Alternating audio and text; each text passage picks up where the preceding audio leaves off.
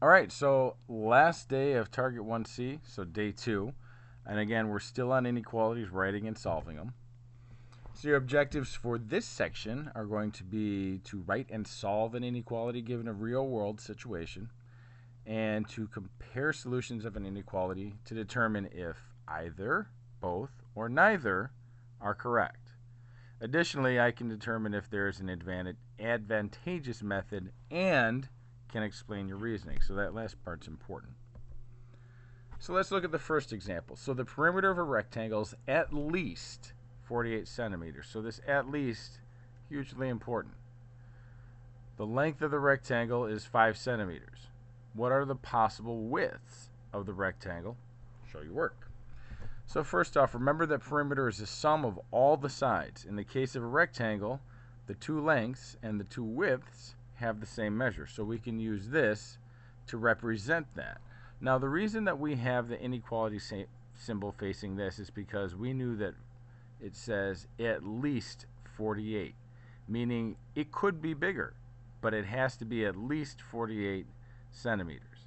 So that means that this could be bigger. And actually what we should do is we should also be including that underneath, because at least 48 does imply that it's that this could be 48 or larger. So we have to put that or equal to underneath. All right, now we have two variables there. However, they did give us the length of the rectangle. So we can go ahead and plug in that 5. I'm going to go ahead and add that in again. And make that, that 2 times 5 will just make that 10. So we have 10 plus 2w is greater than or equal to 48. And then just solve it like we have in the past. So subtract 10 from both sides, get 2w is greater than or equal to 38, divide by 2 to get w is greater than or equal to 19 centimeters.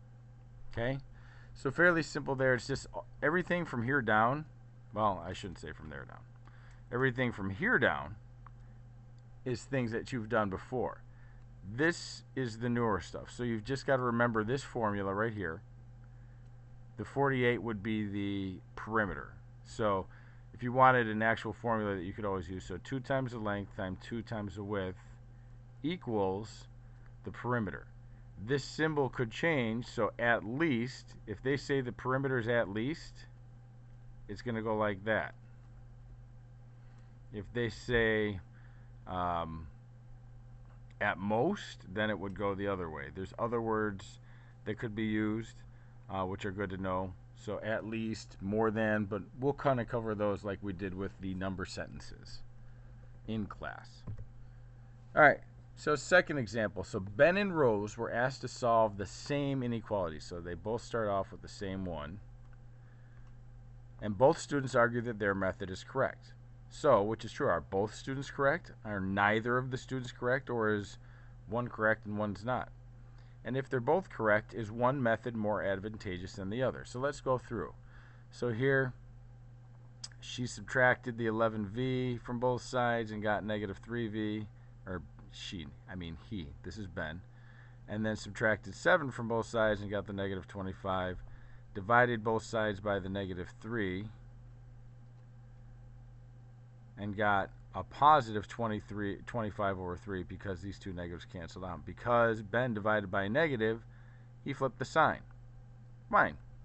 Rose ended up with the same thing, but her variable is on the other side because what she did is she took the smaller variable and moved it over, so subtracted it from both sides and then collected her constants on the left side.